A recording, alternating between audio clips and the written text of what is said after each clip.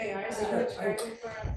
Chris wasn't good there. We got I've seen hacked. it transcribed before, That's- but I got hacked in the computer. It's not always 100%, but it's still very close. Certain letters, so all of a sudden things went, you got out of control. is our I think we. I don't county think we have police any- No. liaison coming? He's not. Oh, he's not, he wasn't, he He wasn't. was going He to, wasn't because he thought it was kitty keeper day, he got messed up on the date. Oh. and then he said it was, but, Oh, yeah, Yeah, it's county paper yesterday. maybe he's just tardy. We'll see. Okay. Our question for him. Okay, that would be it. Well, can't quite do it yet. Oh, 8:29, Cupertino says, hold on.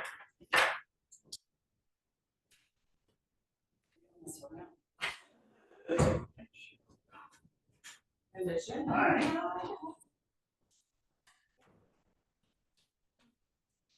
Jensen's gonna go on a live line today on the war. Yeah, I'll take it. Alright, let's call it to order. Okay, I'm Deanna Ballpark, Vice Chairperson. Jeff Jones. Clint Coleman, traffic safety member. Kinship, chair. Spencer Pollock, Jimmy Public Works. Tom O'Brien. Tracy Hensley, Speak Council President, Liaison to this Commission. Gary Bryant, member of the Transportation Safety Committee. Jenny Driscoll, member of the Transportation Safety Committee. Everyone have a chance to look over the minutes from July.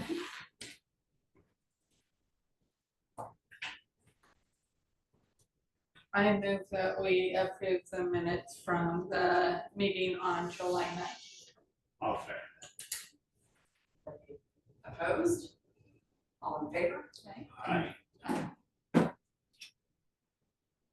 didn't see any citizen input. Anybody else hear anything about? Kind of, I guess I'll just throw it out there because it was something to bring up in my liaison, but this is probably a better point. Just so it was asked of me if the little bollards at CRE can be removed now that they're moved out. Just thought I'd put it out there. It was asked, so I said I would ask. If the what? They put in, because of the way that CRE was using Oh, that strip for Gotcha. whatever, and so Yeah. sure, they put those little bollards in there to make people go around. Well, now they've moved out of the property, so people are kind of wanting to see those go away. So, I've had a couple people ask me, I said I would ask, so I did. There you go. What do you think of that, Spencer? I don't know if I see it great, I mean. I think they should stay for now, personally, just because I think it is a good deterrent to get people to remember to start sliding over. If anything, I could say maybe they could be stretched back and out a little bit more, but Fine with whatever, just Yeah. bring it. Good morning. I agree in it. Good morning, everybody. So old business, we have the traffic count on Holly with the speed. Yes. I interrupted there for a second. Spencer, you were gonna look to see if anywhere along Holly's, mainly 9th and 10th, if those were ADA ramp, if it was eligible for crosswalks. Yes, and without.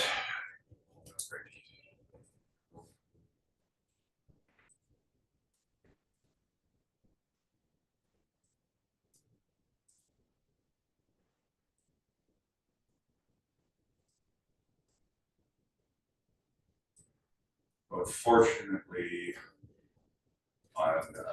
there's only an ADA ramp on the one side, so it would need to have, technically, it would have to have the ADA ramp on one of the other three corners before we could put one in.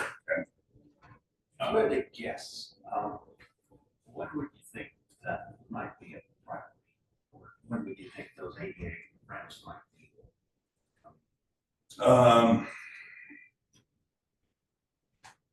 Realistically, I would say it's probably not currently going to make the 5-year CIP. just because with the industrial park, road extension, Pine Street, reconstruction now being kind of bumped up on the list. I don't think it's currently. One of the suggestions I would appreciate all your input and everyone's here is that because Holly is growing the number of cars and has an inconsistent sidewalks and inconsistent ADA ramps, it's a real safety hazard for people crossing. It's really probably not practical at this point to think about four-way stops. I would recommend that we invest in a digital speed sign on each side to really try to not only capture the number of cars, but the speed of those cars. And I don't know how many of you have been near Donald, but as you're approaching Donald, their digital speed sign, I mean, it really gets your attention. It tells you to slow down or too fast. When you're leaving Aurora, Yes. the little one that has When the you're- smiley face when you're doing good, or Yeah. yells at you when you're not. Yeah. Well, this one's in Donald, and it's just kind of the same thing. It's a state rule. And Yes. so I would definitely recommend that. I think that thoroughfare, one on each side would be a terrific investment. And then as sidewalks come in, stop comes in somewhere. That could be, those could be relocated. That's those things that can be moved. Yeah. So anyway, it's just. I like the idea of drawing attention to the fact that we're concerned about the speed with something that's a little more interactive than just a traditional sign. Are those still about 6,000 a piece? I have not priced out one of the feedbacks themselves. My guess is that they've probably gone up just because everything seems to have gone up a bunch, but I can definitely get prices on, so you're thinking two? One for each direction? Side, do you think that would be more practical than a Yep. stop sign at this point? And maybe we can strategically place them around where the neighbors were seeing the high-speed crashes. Hmm. So that it's kind of before that on either end, to try and put a little bit more attention to, if you're going to react to them at all, which clearly some people will not. But if we could try to draw people's attention to the speed before they're getting to that corridor specifically. I think they've improved enough to where I think they really do change behavior. But you're on camera. How about this? How many of you have gone into Aurora and went by the 35 mile per hour sign? You're cool. Yeah. No, Yep, that's the one recognition. thing. There is, they should have another sign, you're an idiot. They can say you're cool or you suck. Yeah. Situation. And now they have those ones, good try. Yeah. So that's- They need ones like, slow down, idiot. I'm not familiar with the ones at Donald, but I do know that the ones at Aurora are extremely effective. Yeah. Because there's a message board underneath it. Mhm. I took the opportunity to go over and see the signs that Carrie mentioned in Starbucks.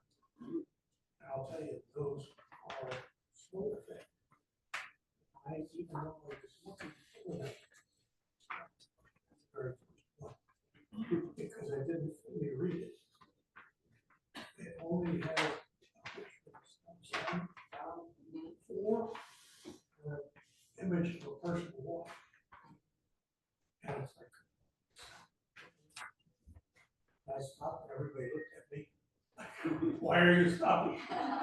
Yeah, no, those, because they don't have any sidewalks, so for them, I think that's a pretty clever solution. And you know, every corner is supposed to be a crosswalk, whether it's marked or not. Correct. So I'd be open to trying either of those. I think at this point, those two options are our best solutions, because I think a dedicated four-way stop along there without the presence of sidewalks or ADA ramps probably wouldn't be the best thing. Because we didn't have anything else as proposals on the table to help with the speeding where the neighbors are having people flipping in their yards, or, you know. So yeah, I think that's the best. And if down the road, if something gets changed that's a more permanent, those signs can be somewhere else. Gene, would be okay if Spencer investigates the cost of, Absolutely. maybe both of those options, the Charbonneau. That's the one that impressed, that's one that impressed me, and I just don't, you go in there and you, oh, there it is, okay, reminder. So I will, Those signs over in Charbonneau, I wanna say, from what I can remember looking at the pictures that you had sent me, this is one of those things that I get to love about working through the government, having to follow government rules. I don't know that those particular signs are technically legal for public roadways, and with Charbonneau being a private, Yeah. so they're effective. So of course, we can't use them on our public roads. That makes sense. So before we make any motions on using those particular signs, I wanna make sure that those are an approved sign that we can use on a public road. The motion would be to have staff look into the best option. Yeah, so I'll look into the feedback signs for sure, and I'll double check the. Maybe our officer would be able to say with us for illegal signs. What do they actually read as? It's a pictogram of stop, and I think it says for, and then it's got a pictogram of a pedestrian.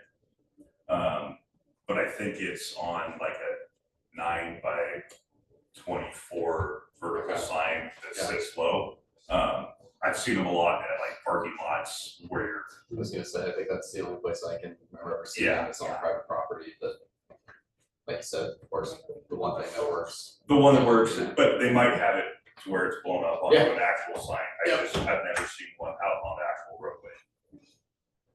Doesn't hurt to check, but Yeah. if it doesn't work, it doesn't work, but. Yeah, but I do like the thought of the ones like down in Aurora where that actually speaks to you and Some sort of maybe message. maybe have a voice. The ones in Charbonneau, I don't think the neighbors would appreciate that. the ones in Charbonneau are at least the size of a standard speed sign. No, where they, okay. But the stop. I haven't seen it. Yeah, that's not Yeah. that small, yeah. Yeah, the kind of like a baby. It's like a little miniature stop sign. You look at it and it looks official. Yes, yes. But I'm suspicious of the, on the public roads thing, because it has a stop sign that isn't always a stop sign, and I, like, it confused you a little bit the first time you saw it, and I could see there being, Federal government has Issues with that. regulations. All the signs. Okay, so, the stop sign at Pine Street along where we're turning 99. That's If we don't get a turn lane, a turn signal in there soon, I think my mind's gonna explode. Yesterday, a lady was going across, I was going towards like Oregon City. I'm at the stoplight, this lady's going towards the fairgrounds, she wants to turn left. She's got her signal on, but she keeps driving, and this guy's going, she literally goes to where she's almost fully across the road. So then she's kind of over the line and turning, and then this guy's coming, I was just flabbergasted. It's the worst intersection ever. Brutal. It's terrible. Yeah. I had 2 crashes there one last week, one the week before, both were almost the same thing.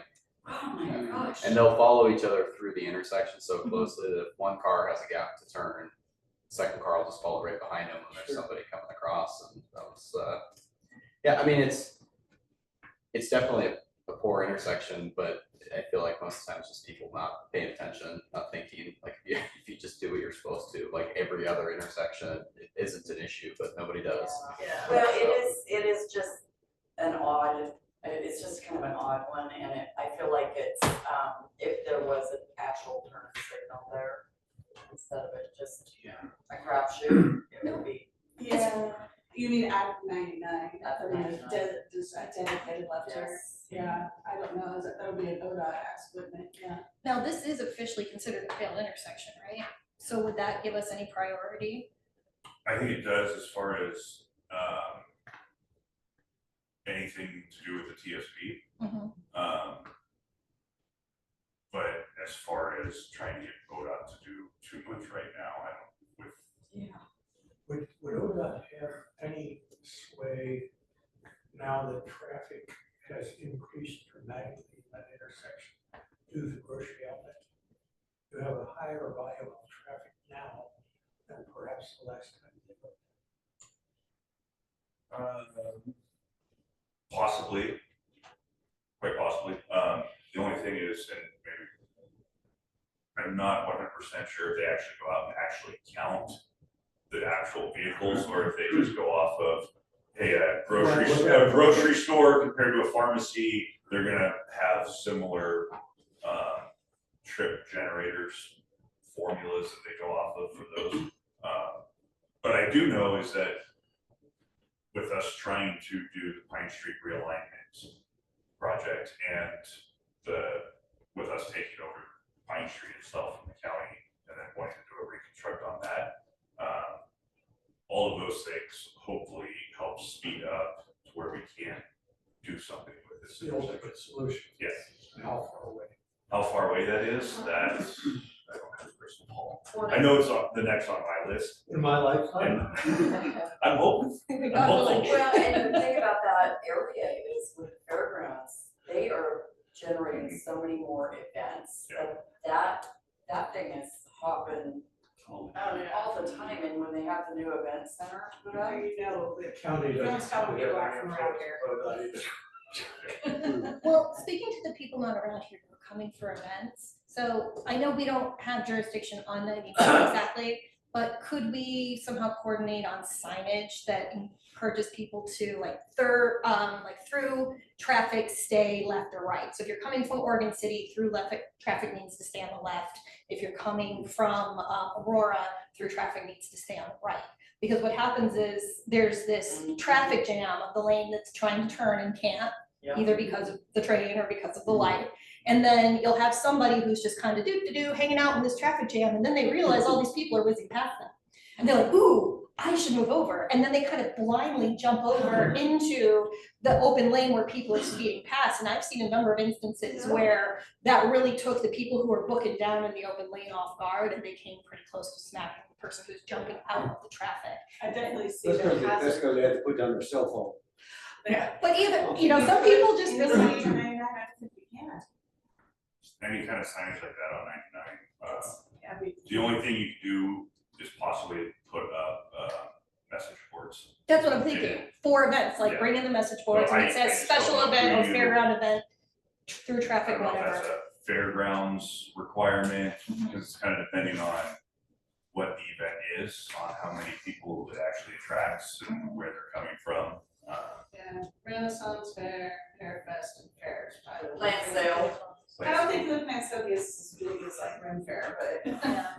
But anything where we're really bringing in people from out of town, if there was a sign down by like Redwood and Fred Meyer-ish, telling people which lane they wanted to be in depending on their situation, and then something down by Ivy for people heading towards the fair, that would really probably help a lot with keeping things moving for the people who need to get through and not having those line jumpers come out. Event left lane through traffic, right? Like, so- Exactly, yeah.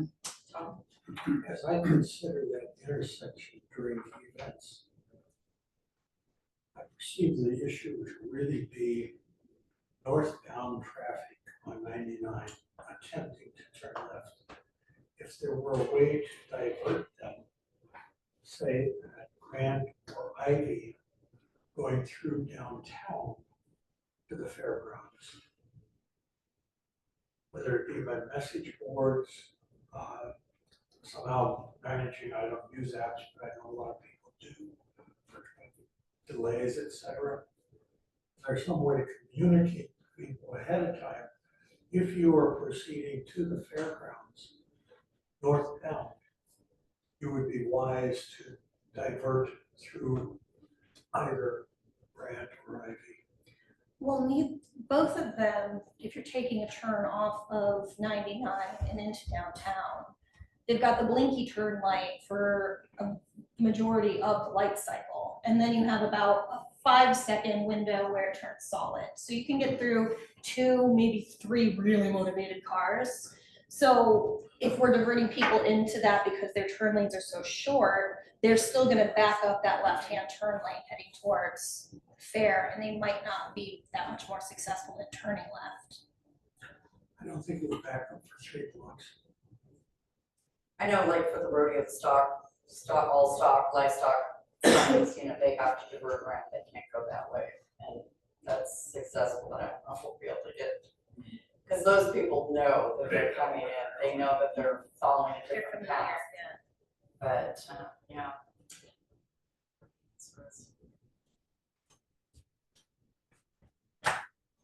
do you feel like Tracy, Councilor Hensley, how long down the tracks do you think it'll be before we start doing rerouting of the road in that area? Like the 99 and Pine, they're Yeah. already looking at it, and it hasn't gone out for, we have an engineer on board, that's as far as I've gotten. But I meant the road that basically goes by the fairgrounds.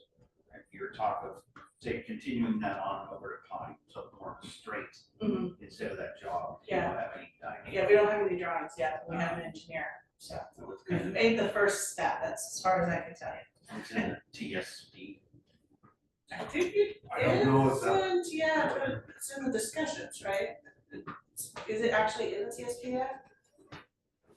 That's a great question, or I mean, question. Brianna?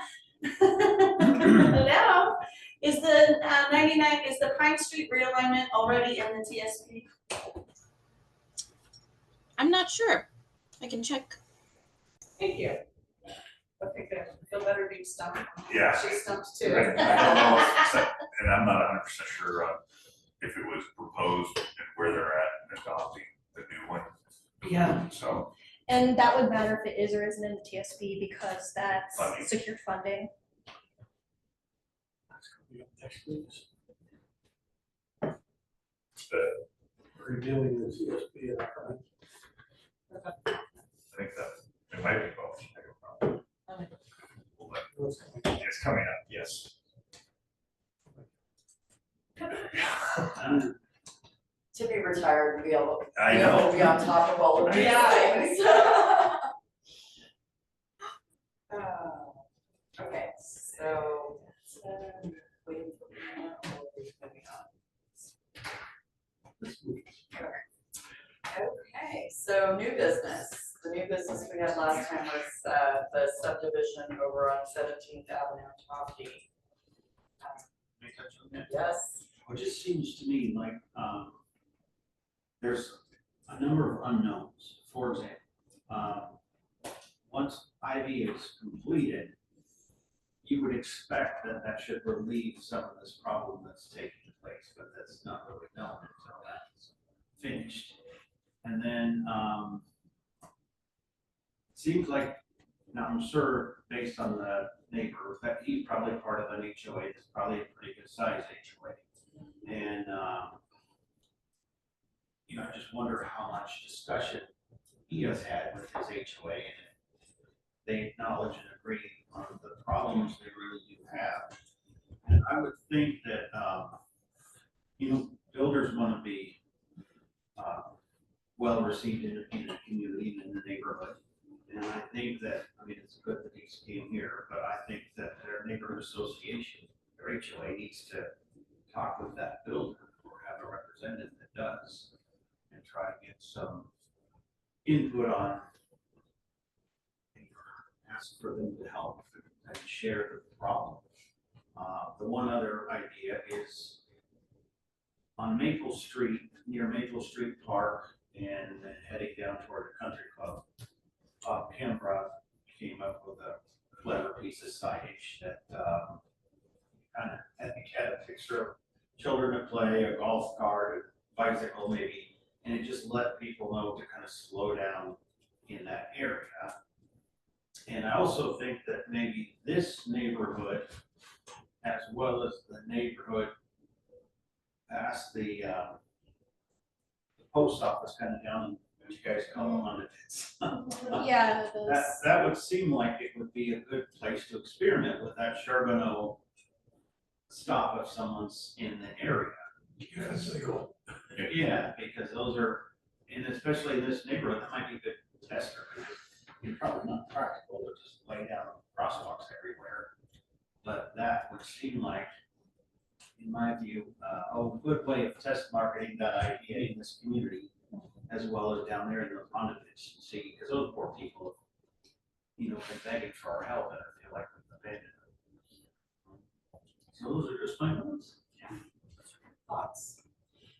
Now, would those roads down in the Darcy Estates area, down at the post office, would they potentially be able to have the Charbonneau-like signs because those roads are categorized differently? They're still a public road. they're still considered on the road. And would you guys indulge me for a hot second? So I listened to the meeting online, but I couldn't see the map. So the guy who's coming with concerns about the Tofty Estates, are they kind of going around and taking 16th or 18th out to Ivy? What his concern is him and his neighbors, this says 18th here, Mhm. but it's still 17th, is that the majority of what he is saying is that the people that live in the existing Tofty Yep. are coming out to hit 17th, turning and going in front of his house And then they're down zipping around and working their way back out. to work their way out this Yep. way instead of going out 13th. Yeah, I don't blame them, I would too. The other thing I heard him say, and I really like his suggestions on having the HOA work with the developers, it sounds like there were two of them. Because part of the problem, as I understood it when he was talking, was the lengthy period of construction vehicles that are going past that playground. And, you know, yes, your own neighborhood is usually the guilty party for anything that's going on. But in this particular instance, how long will the construction vehicles continue to be using that routing to get where they're going? What's the phase of development for each of the 2 or 3 individual builders in terms of developing the future rail systems that were proposed initially or planned? So this section right here, this altar, this has all been constructed, paved. Supposedly that left, a lot to the left there is This one, not available. this one is not available. But this section right here is finished. This section is currently under construction as far as putting roads in. Are there any other kind of horizontal roads that'll be going out to Ivy south of 18th? So 18th is it. 18th. So 18th is gonna be really busy So no matter now that what. they're finished, Yes. there's no need for construction traffic on 17th. So I don't know if all the homes are built along 17th. They're But still the doing road- stuff over there. Yeah. Yeah. I think that there's still homes being built along 17th itself. And unfortunately, the HOA and the developer / builder do not have a good working relationship. I've been trying to help mediate it as best I can. But I think one of their other major concerns that he had brought up was that originally this road was not proposed to go through. Not correct. And that was not a bait and switch from the developer. This road going through was partially not required by the city, but for how they were running a lot of the utilities, we weren't allowing them to run utilities in between houses. And so the compromise was to put the road in through there. That's just, there's, how many houses are going in there? The total subdivision, I believe, is 197. Okay, and so that right half that's kind of in development is probably around half of that, so about 100 houses. And the only way that they can get out is either to basically take Pine up to 13th, take 18th out to Ivy, or go down to Redwood and take it up. Interesting. Does that go through 17th goes through, it doesn't go through to Redwood? Yes, it does. But Redwood doesn't go out to, Oh, so it turns, Yeah. so it doesn't go straight to along with it? it will eventually punch through with this block of homes. Okay, but the one along the dirt, where it says Redwood. This, no, that is private, Okay, private. gotcha. So they pretty much have Pine and 17th, 18th. Wow. A lot of traffic. That's an opportunity for improvement on future developments. Seems rough to add so many people to such a limited amount of roads.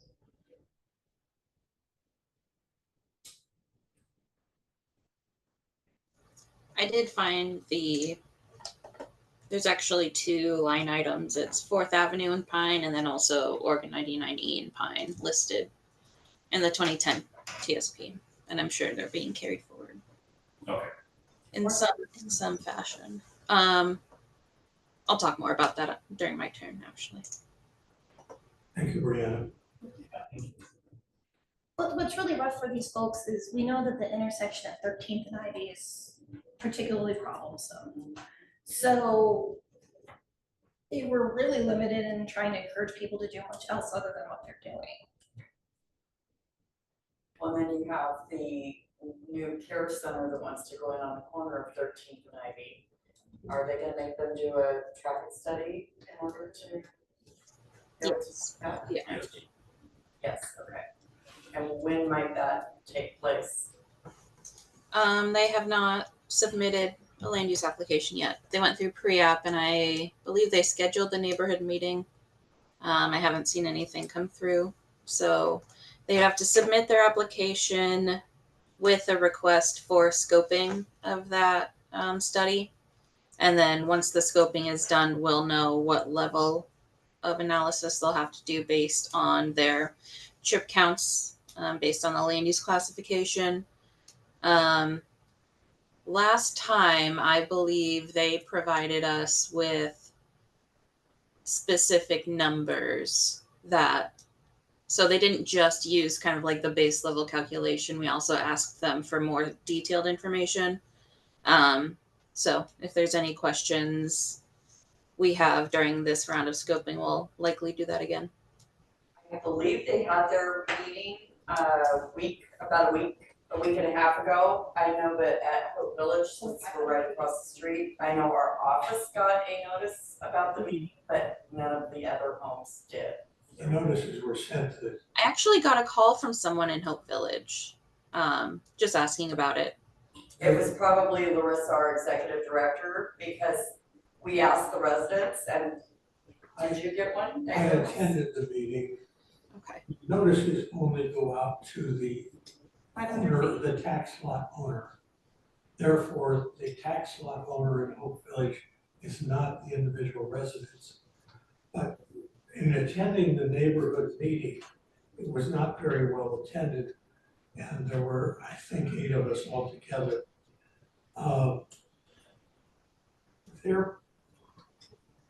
Their explanation for traffic had to do with the primary enter and exit point was going to be Ivy with a little secondary entry off of 13th. They're not looking to evacuate and bring a lot of traffic onto 13th due to the school factor. But the primary push is to direct all of their traffic activities off onto Ivy.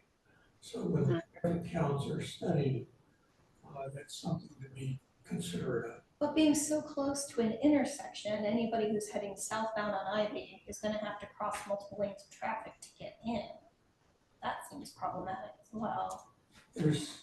I don't remember the exact layout, but you've got a left turn lane, but I believe the enter exit point is at the south end of their property or near the south end of their property. Which would be right by Pudding River. It would be right next to Pudding River Chocolates, which is hard to get in and out of there. There's one home between But Pudding River and That home is part of the land, isn't it, Spencer? So that's Yes. part of the new development that they're trying to do. that. Okay. Yes. It was- They haven't submitted a new plan, so I can't say what they're thinking about. I mean, I have the old plan, but that is from 2022, so it's very possible they've changed things since then. So yeah, I haven't seen a plan yet, so I couldn't say what they're proposing. I know last time when we approved 2 access points, and that was primarily for safety and fire reasons, especially considering the use. But at least one of them was restricted to right in, right out / emergency Yes. access. So we do take those considerations in mind, yeah. Yeah, there was an area on the east end of the property that was primarily emergency. Is Ivy wide enough for a turn lane in the middle there, like a turn in only? I don't remember it being that way, but. Except for hosting. Right, so it's not a- Facility, also limited number of cars. cars in now. Well, but it's narrowing down right there, It is narrowing down. so that just right there past. So just right there, that's Clear Lake River and it's narrowed down, so it's like, So they would be right before that, yeah, okay? Well, But I think we're gonna have to wait to see what the plans Sure, are sure. that they're providing and stuff, but I think it'd be good to. but it's not very far beyond the left turn queue correct. for 13th. Yeah, so, we'll, Let's see what they say. We'll just make a face. Any other new business? The only thing I would add to the appeal that we had last month would be, maybe we request a copy of the minutes and attendance at the HOA meeting where this was discussed. I've been the head of an HOA in the past, and I know that some meetings were well attended, some meetings there were very few individuals showed up.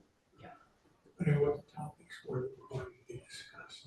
We're back on 17th Avenue. And one of the interesting things was that going to this review last week of the new development was leadership from the HOA did not appear to attend. Mm. So that raises some questions that Sure. I think if they're worried about traffic, could we? And if they're on vacation, maybe somebody would I'd be film. all over it. Yeah. but like I said, I know his one ask was for some sort of a sign to not let traffic drive down 17th to get out, but to come straight. You can kind of see where the roads are going to end up, is he wants all the traffic to go that way instead of turning and going. In front of his house. Yeah, well, They feel like, I will give a lot of relief. I think that once Ivy's completed, and then the county will say that, oh, the light is yours, you guys can do what you want with it. Because we've asked them for multiple years for protected left turn. They keep saying, oh, yes, we'll look into it, and I think it's just the way it goes, take over and have us pay And for then the I'll be like, upgrades. yeah, why do you look at that? Yeah. And then the lowering of the speed limit. that will- Lowering of the speed limit, I think that all of those things kind of combining, and then once all of this is built out, traffic flow is going to kind of naturally go. The thing is, all of these streets throughout here are all local neighborhoods, so it's not like that we can dictate routes for people to or not to That would be drive. very. Yes, Yes. and there's no way to enforce it. So, now, since this project has already been approved, Brianna, we've totally missed the boat on me being able to have them put another road in south of 18th out to Ivy, because it's just past that point. I figured, but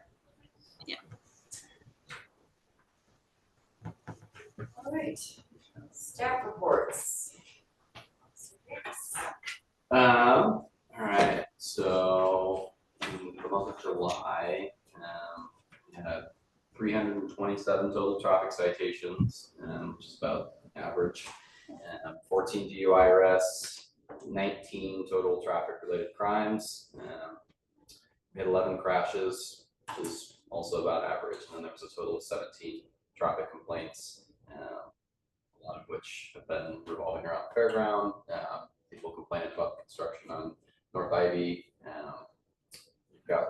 South Ivy. We've gotten a lot of complaints from construction workers in particular, just about people not paying attention right there, because for the time being, the township being the way it is, people have to kind of nose out there a little bit before they can see down Ivy. It's kind of unavoidable. I did finally get the statistics back from ODOT regarding 99 and South End. I printed them out. If anybody wants one, I only have like 7 because they're about 17 pages each. The first page, let's pass them around. The first page is the only one that's really helpful. So it looks like the data that they provided to me was from January 2014 through December 2023. They didn't have 2024 statistics yet. But at that particular intersection, there was 25 total crashes during that period. I tend to think that might be a little bit low, just because not all of them are dispatched to OSP, which is where they get these statistics from.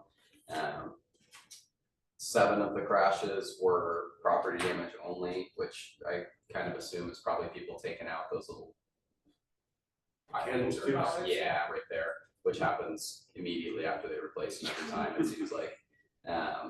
So I know I've been waiting for this for a while. It's not the latter pages in it, more so just kind of explain the codes that they use for dividing them all up by subsection, but there was 39 people injured in those 25 total crashes, which considering it's 55 through there is pretty likely to happen every time.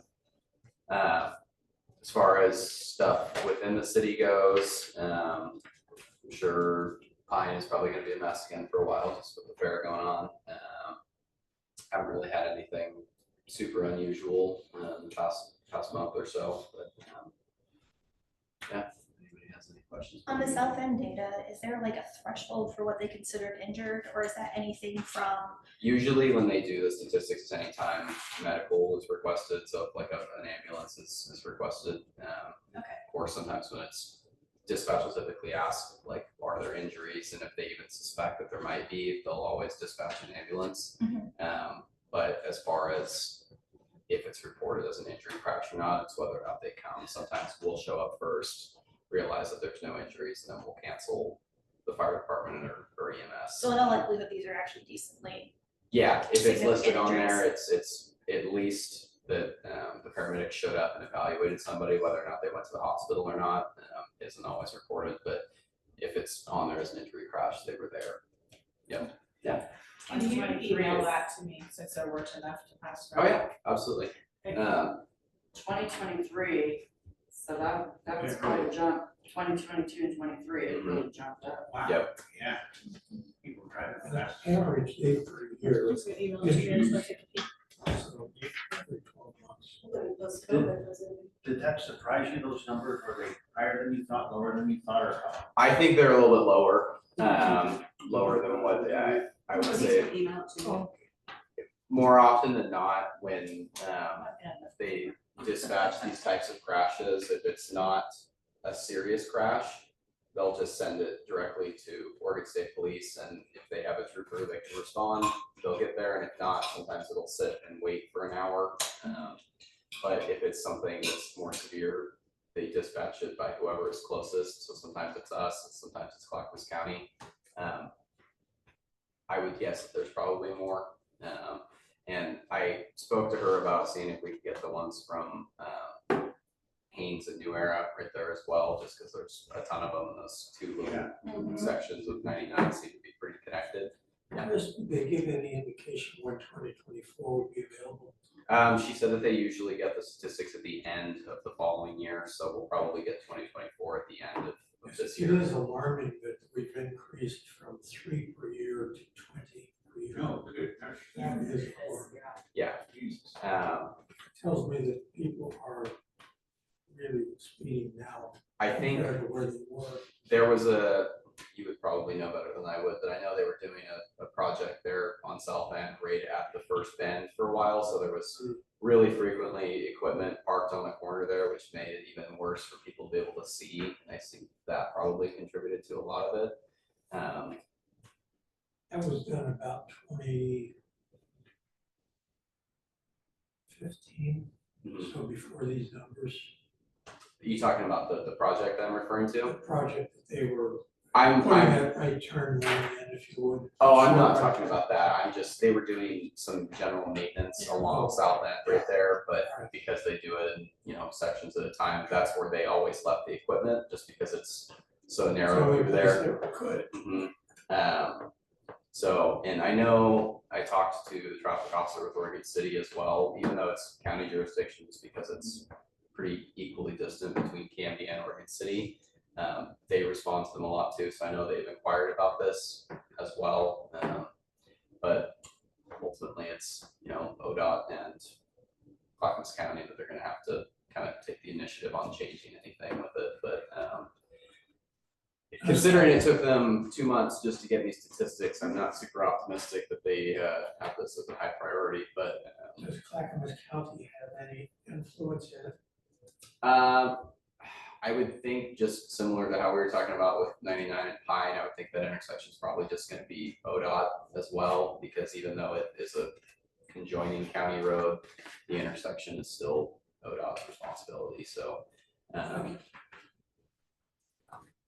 you very much. It's Yeah. interesting that they categorize everything as passenger car, that there's no designation between, like, say, a bigger truck and a sedan kind of That's just thing. how, Is- like, when we I complete get DMV crash reports, it delineates between like a commercial motor vehicle and a passenger. Yeah, vehicle. and It's really I yeah. understand why they would do it, Yeah. but it's a little bit of a bummer, it's not more granular. Yeah. And the oldest we have in this seems to go back to 20.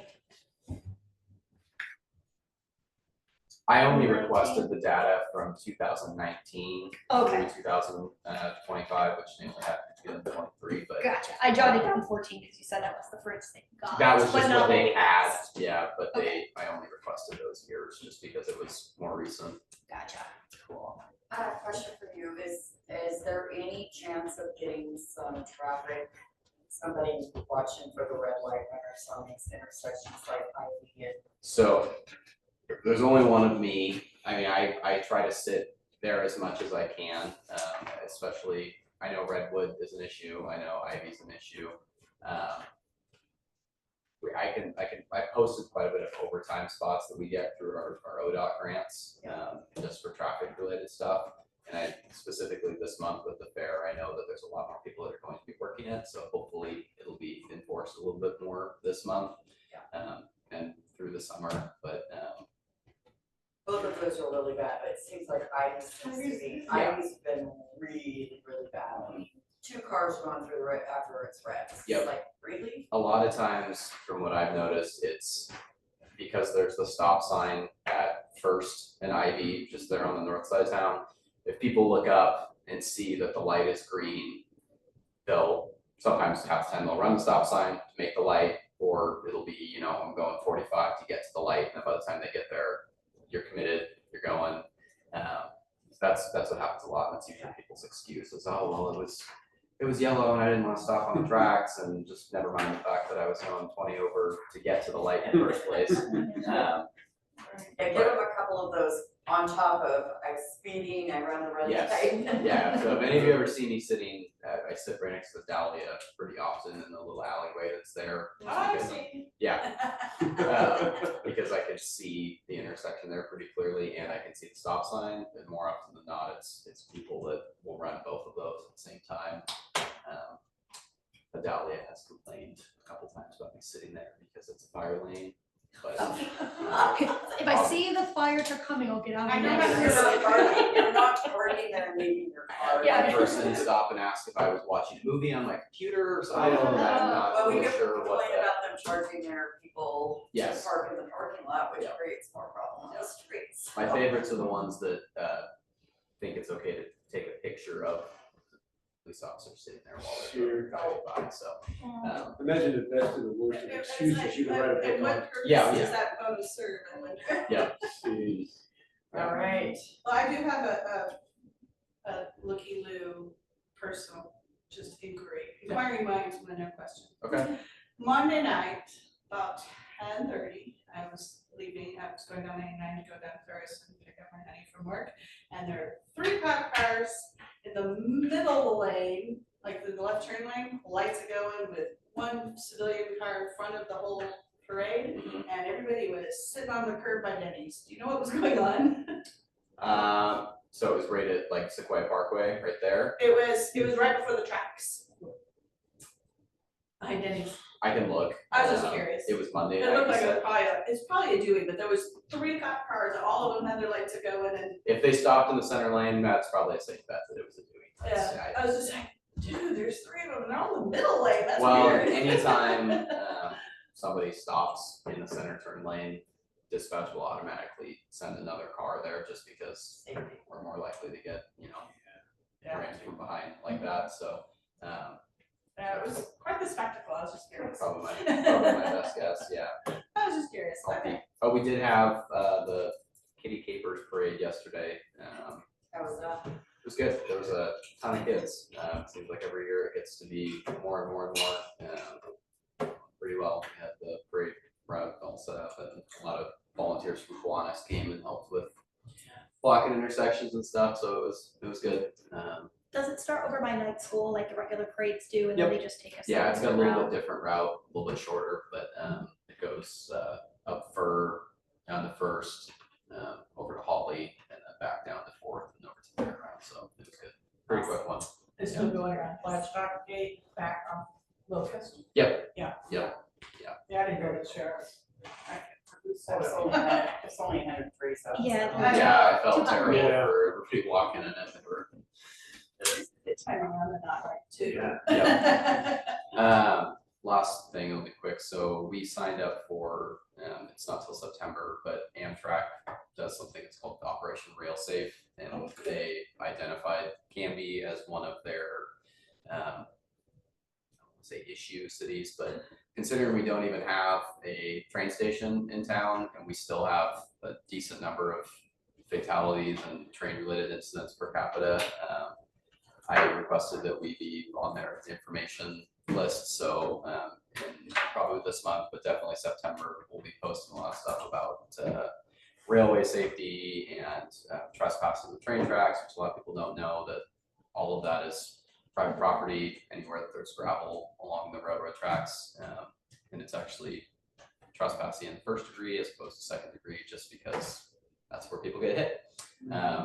So I have like some little pamphlets if you guys want to hand out, but we're gonna post a lot of them on social media and stuff too. So. Tracy, what is? Oh, sorry, I do have a question regarding that. This has been something I've been trying to get to have happen. Actually, Yeah. talked to UP folks at the League of Oregon Cities Conference and Yep. stuff, and they have a program as well. Is there any way to couple this campaign with the school district, like via the SROs or something? Because it has been the late teen, early 20s Yep. set that's been the. So people that after are we getting had, killed. I think it was last year, we had the 18-year-old high school senior get killed down by Pine. Walking to work along the tracks. Yeah, they specifically talked about that at least a couple times at the schools. I know that for a fact, at the high school. I can double check about the middle school, but they were aware. Our chief has made it a priority too. So it's something that everybody pays attention to. There's only so much you can do as far as that goes. I mean, I feel like they do a pretty good job of posting to make it obvious at all the crossings. Something that I learned that I didn't know, if you look on those pamphlets, there's a little blue sign on the backside. If there's ever a car stopped or you see an issue with a rail crossing, the number that's on there identifies that specific crossing. So if you call the phone number and provide that number, they can immediately start dealing with it. It goes directly to either Union Pacific's or Amtrak's dispatch, as opposed to having to go through, Clackamas County or OSP or whatever first. So it's quicker, and then they can immediately stop trains, do all that stuff. So, like, for instance, a couple of years ago, I saw a guy sitting on the tracks by the PAT station. Mhm. I called 911. Yeah. They got there just right before the train went by and Yeah. luckily stepped off the And they track. talked about that. They said that it's good to call 911, obviously, but they said they would recommend calling that number first. It won't get reported to us, but it will at least get reported to the trains and to Union Pacific and Amtrak's Good to police know. I department. think in a panic, like, in that instance, Yep. I was like panicked because I could hear the train coming. Oh, yeah. Well, yeah, and it's like, well, what do And I I do? was like Yeah, on the yeah. other side of the fence screaming at the guy and said, would you please, I don't know what you died, and he stepped off and I was like, Well, it's kind of we're one of the only cities about this size that it's a quiet zone through all of our crossings in town. Which I know that was kind of a topic of debate for a while too. And then it seemed like once it became a quiet zone, we really quickly had 2 fatalities. So Not in the quiet zone, however. no, it's kind of a damned if you do, damned if you don't type deal. But I thought that was something that was helpful that I didn't imagine a lot of people would know. So good to know. And are you gonna make that part of the campaign like really yes, highlighting that? yeah, they part of signing up for this, they send out a bunch of like bulletins and stuff that are pre-made for us to post, that have a lot of information on it, so, that will be shared. What I was gonna ask is, could we maybe print out some of those, like one of those materials, something that really highlights the what number you call, and include it in the Canby utility bill mailing? Because a lot of communities will put like important information, not just specific to utilities, but community information in with their bills, because it goes out to everybody. Yeah. And maybe that's a way to get around like the mailing costs of like a specific thing, but we can get some info. Carol about. Okay. Carol Sullivan. Any chance that the school district could be provided with these? I have a stack of about 500 of them. I was planning on getting some of them to the SROs anyway, so. I think that youth are willing to take chances more readily. Yeah. And I think, with the fencing and the improvements that they made specifically right there by Pine, when they put the new bus stop and sidewalks in, that in and of itself, I think will be a little bit of a deterrent for people cutting across the tracks. Most of the time, the people that we encounter on there are transient, because they'll have camps set up, you know, north or south of town along the crossings on 99, and they just use that like a footpath, so. But yeah, I plan on giving some to the SROs as well. personally, I follow the procedures that the buses follow. I stop at any train crossing. And whistles are not allowed. Yep. I've called a manufacturer, one of the major manufacturers, KDOT crossings. Mhm. And believe me, they are a mechanical device, and as I know, automobiles, washing machines, refrigerators are all mechanical and they break down. Yep. What I don't want is be the one that can't stop in time. No, Right. One more idea that just popped in my brain is maybe a larger size than this. yeah, I, Get with Todd about putting them in the bus shelters that are near the railroad tracks. okay, that's a good idea. And good job on that grill and chill. Yeah. That was. Oh, thanks. That was a great Yeah, event. it was good. Well, I thought Yes. that was one of the festivals we've had. It was nice getting to, the K9 was great. Everybody seemed to like that. And we got to do a lot of demonstrations we haven't done before, so it was good. Yeah, it was very well done. Appreciate it. Not a whole lot new, other than Tracy already mentioned it, but curbs are going in on the east side of Ivy today. So that project is still currently on schedule to be completed in October. 10th Avenue, last Friday, we had another water main disruption. That was like quite a spectacle. Yeah. Where was So that? it was 10th Avenue at the intersection of Maple, 12 and water main. It's like a lake. Yeah, it blew Late apart. time. It wasn't, as of right now, I don't think that there was any property damage to any homes. But we did crews were out until about 9:30 that night, getting the road put back together, pipe put back together and stuff. Contractor is off the job this week due to the fair. And then we have asked them to come back and have a meeting before going back to work next week, so hopefully that project will continue along smoothly, or smoother than what it has been. That's kind of what's been my main focus for the last. The light posts that they're putting in at Township. So the posts are in, there's wires kind of sticking out, which I'm sure they'll be put into effect at some point. Because that light is not ready to be put into use, or all the wires just gonna get kind of like tucked in and capped, and we're just gonna see the posts there until some future time. And once we take over the road, are we gonna have any input when that light goes into effect? Ask me that. Okay, Walnut Street, how's that coming along? Walnut Street, we are still waiting for ODOT's approval for the signalized intersection. And then we are working with Clackamas County on what all is needed for us to build a road through Clackamas County. So areas, even though it's in the urban growth boundary, it's not annexed into the city.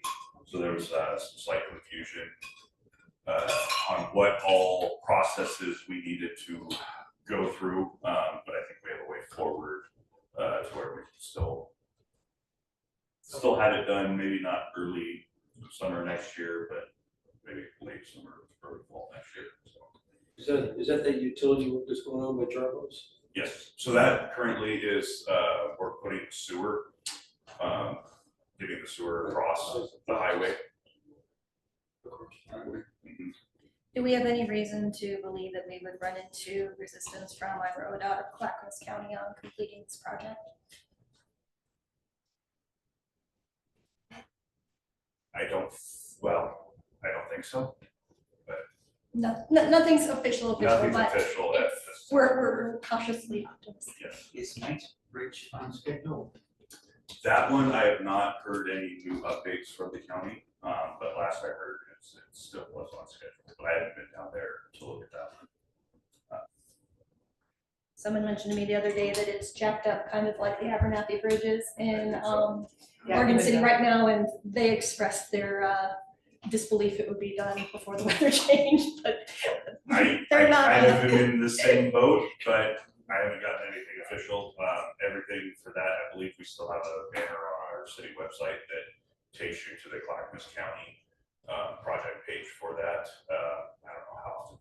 so in a worst case scenario, if it doesn't complete as anticipated in like late fall, when we go into the winter season, is it gonna have to remain closed until the weather shifts again in the spring? I think it depends as to what point of the project they're at.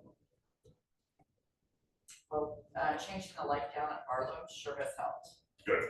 Yes, I go that route when I go to St. Joe's to work and it's much better. It's not so delaying for everybody sitting.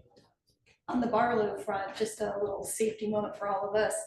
If you are at the light and you're going to get to take that left-hand turn once the light changes, really watch the traffic that's coming out of 99 towards Aurora, because I've seen so many people just blowing through after the light had changed. So if you're over anxious and you're that first one and you're not watching, you might just end up getting T-boned. So really watch those guys. Well, considering people go airborne when they hit the railroad tracks, crossing Barlow tracks, insane. Little Duke's a hazard going on there. It's, Yeah, well, if I could ask one more thing, that particular railroad crossing there, Barlow 99, the asphalt and the pavement just don't measure up together well. Is there anything that would like to be done about that? I dragged the oil pan right up there. I'm really upset with that. Don't do that.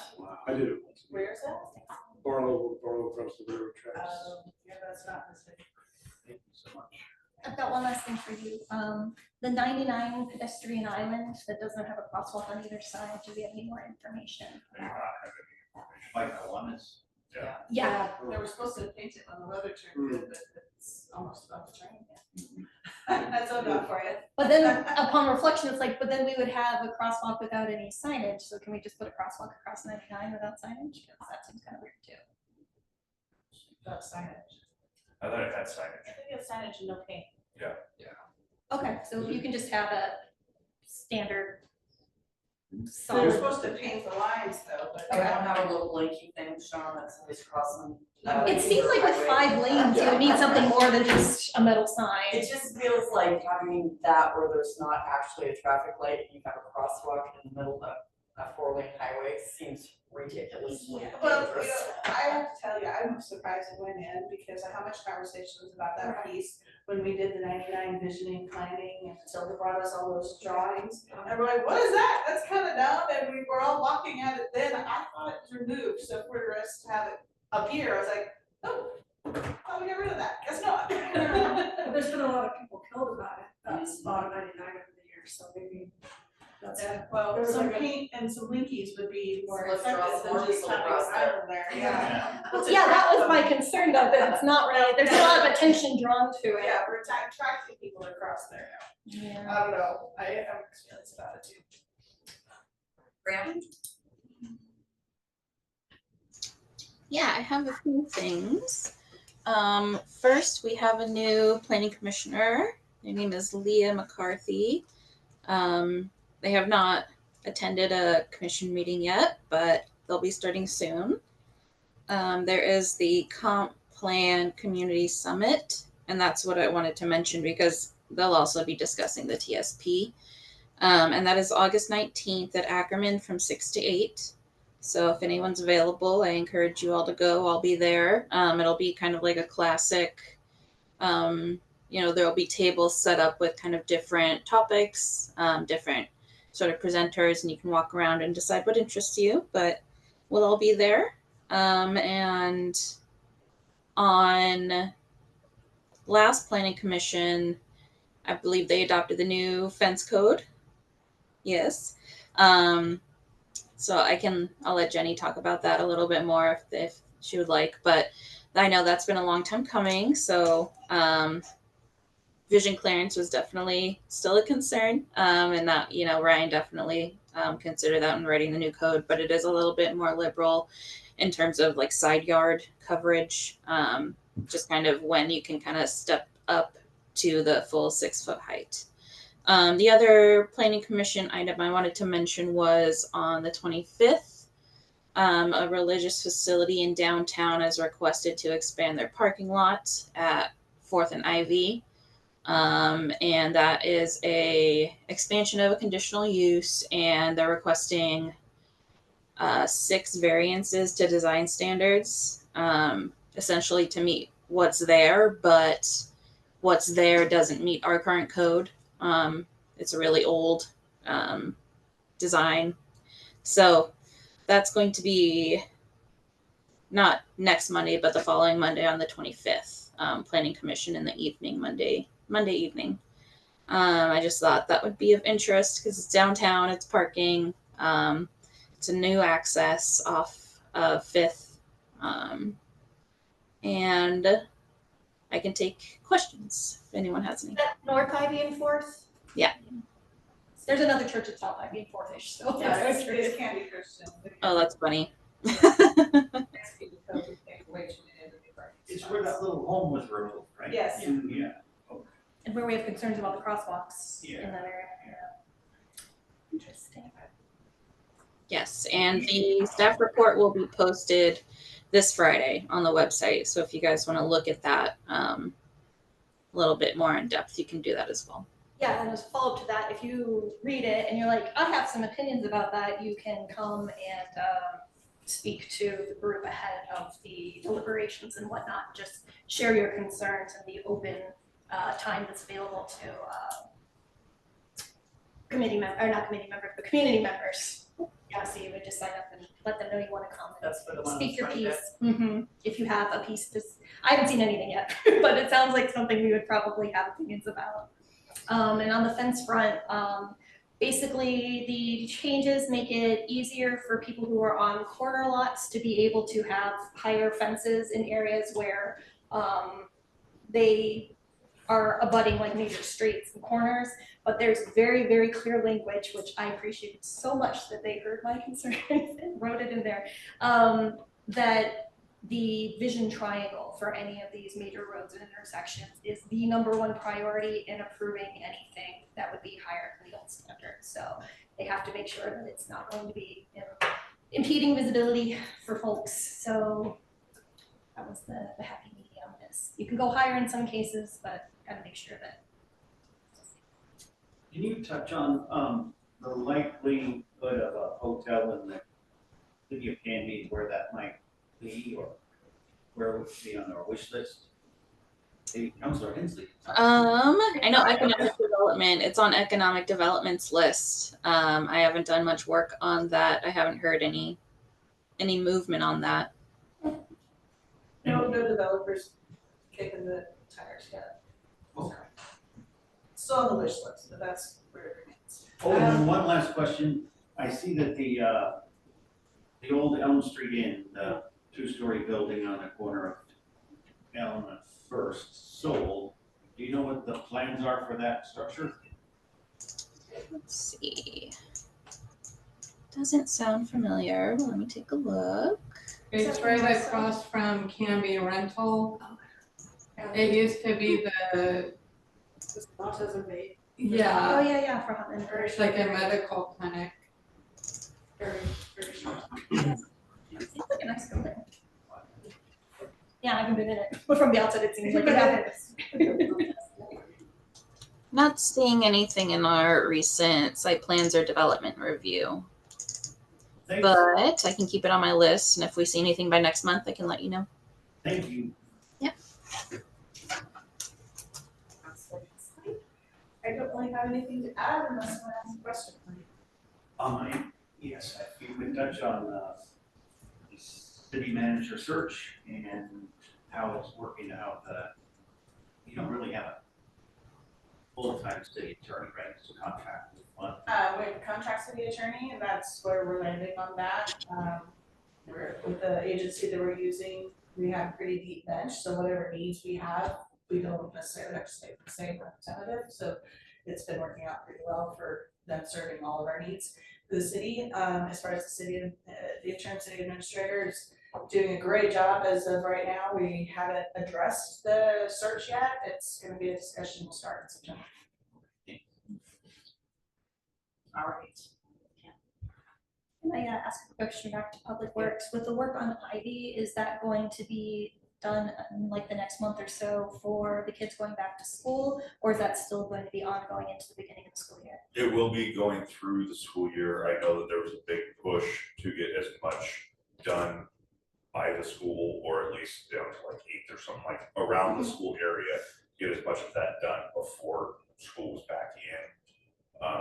And as far as I know, that they were still kind of on schedule for that.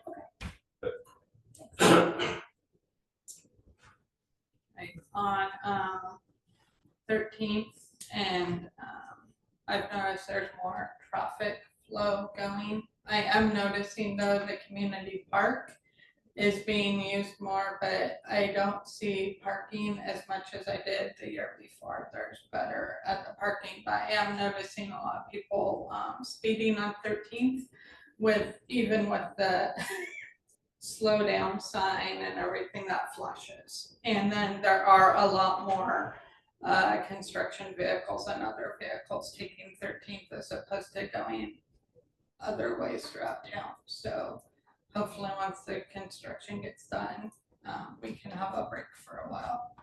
I notice a lot of dump trucks at 13th and Ivy, they just are constantly turning, going south on Ivy every morning. Just one after the other. Cool.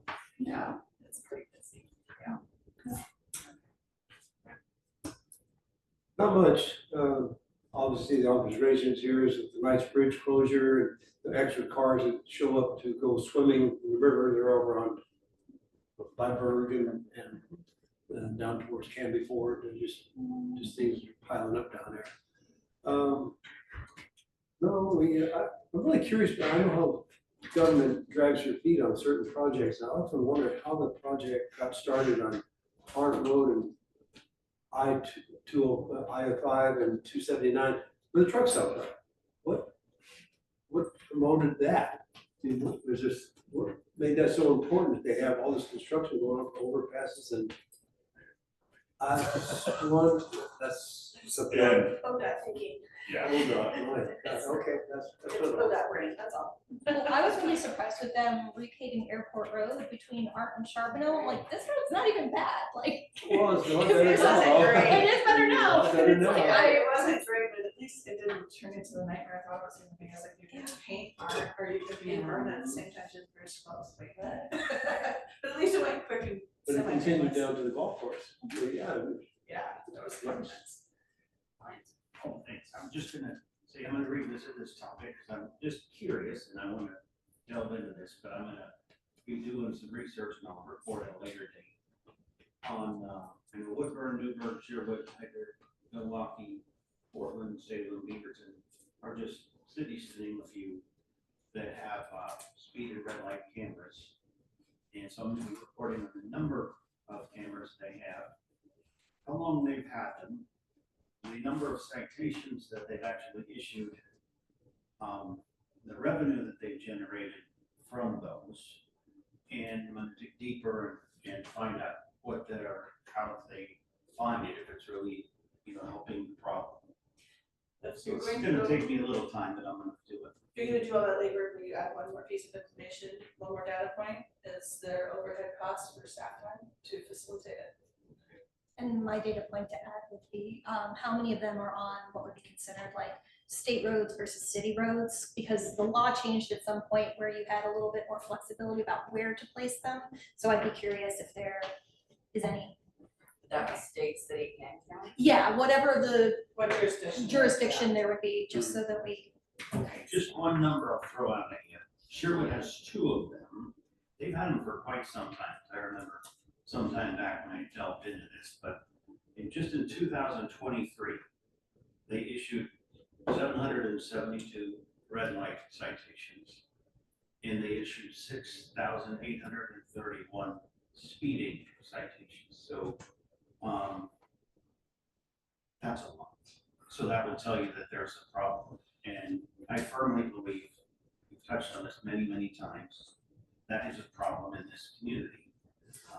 Red light running, speeding, and you know that if you enter any of these communities, teams just driving, it improves your behavior, you just know there's consequences for bad behavior. And I firmly believe that these devices improve behavior, and they don't take away or diminish the police. In fact, if anything, they help the police, they help the fire, they make the community, I believe, a safer, better place. And so I'm gonna do this report, and I'm convinced that the information that I'm gonna be able to provide is gonna build a compelling case for us to pursue. That's clearly on 99 over there. You got a different highway flow that we have going through Canby. You got people going to the coast all the time, going to McMinnville for this. I mean, I'm all for it, but it's just the idea that you're changing, you're comparing apples and oranges because. We have about, I think, 40,000 cars a day that go through. And they probably have twice that much.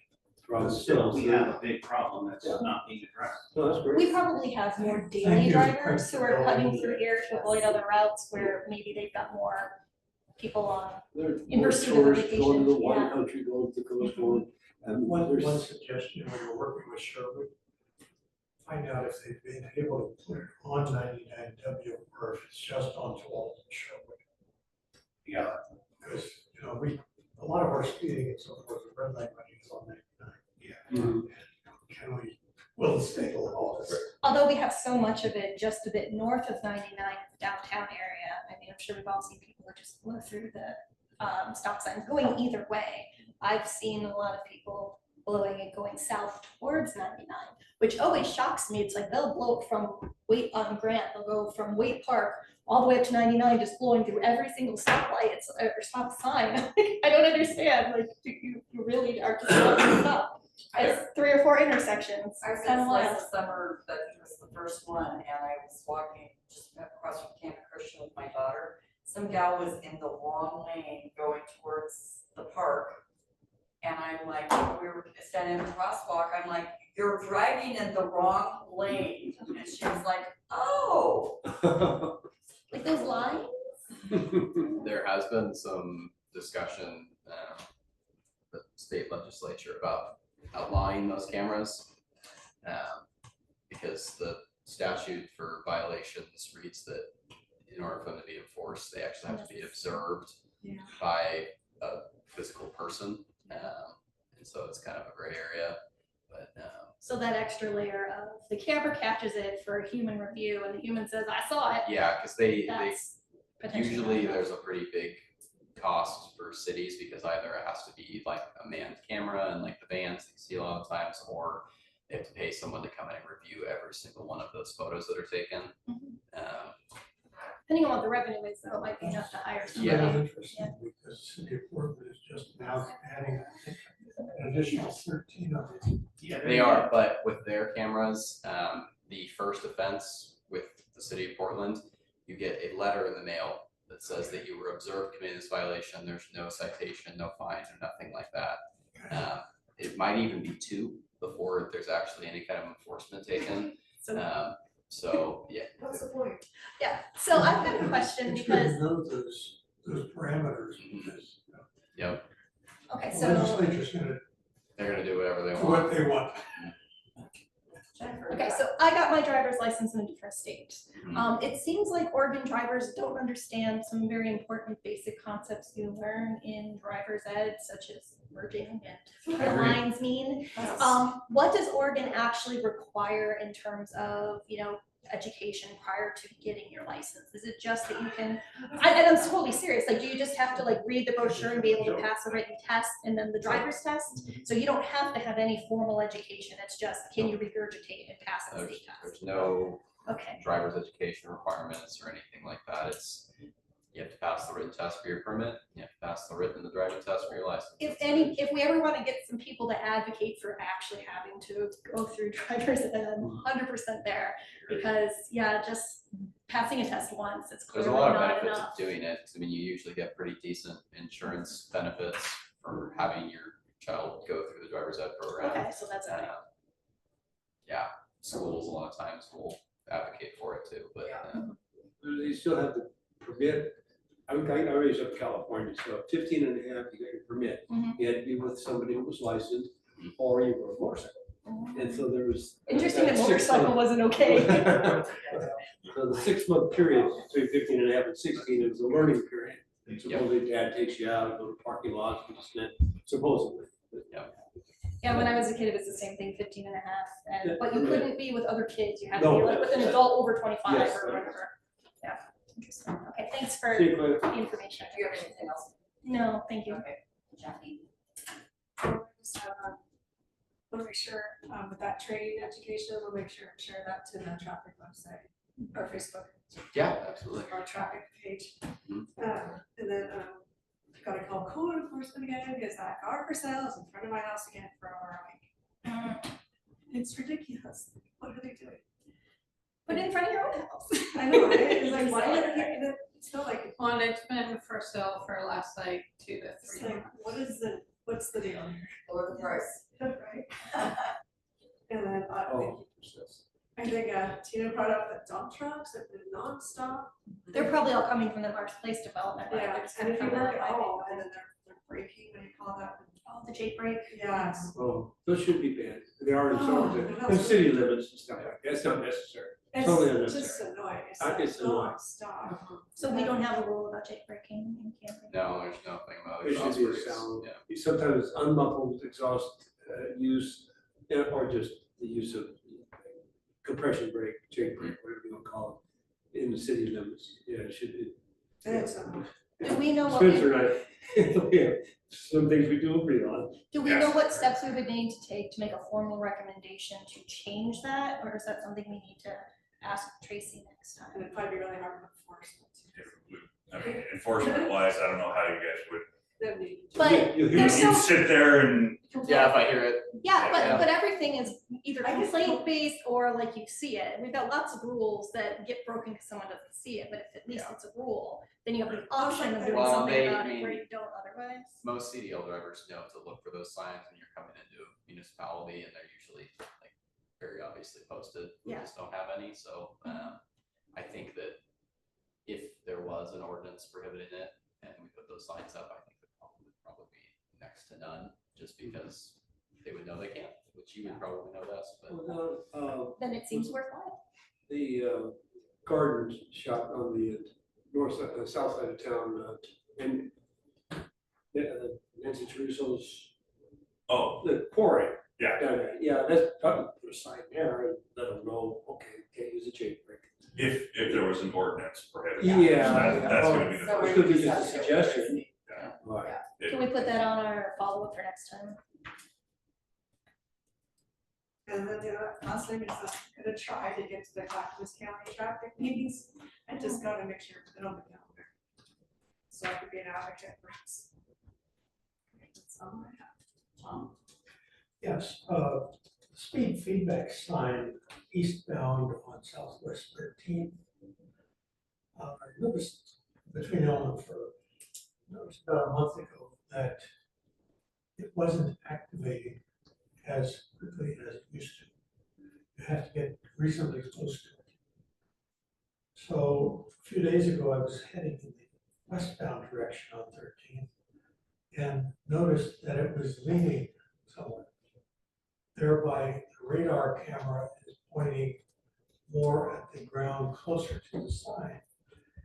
And people are almost on top of the sign before they even realize that the sign is flashing at them. So I went over yesterday and I checked it out. It is leaning at about a 6-degree lean forward. When I put my measuring tool up against the post was swaying. Oh my gosh. So it's about to break loose from its foundation. Somebody want my dog? Hopefully no one will be standing underneath when it falls. The post itself is not heavy, but I suspect the sign has a little bit. Did it That's look all like, I have. did it look like there was any damage at the base? Like the base is bolted down, but then the pole Like is somebody not, moved yeah. I put the tiny tool up against it and it went like this. But what she's asking is, did it look like there was something broken on it or just loose? Like if you looked at the base, was the I base think it's solid? loose at the Okay. base. Ready to fall. That's the ideal situation because you can tighten it. You don't have to replace the. If I remember correctly. Right there. There. Oh, So- you can even see it leaning there. So it is. We got in trouble by the manufacturer because this was, Oh, you moved it. we would move it constantly, but when this group decided that we had one sign, I believe this was our first one.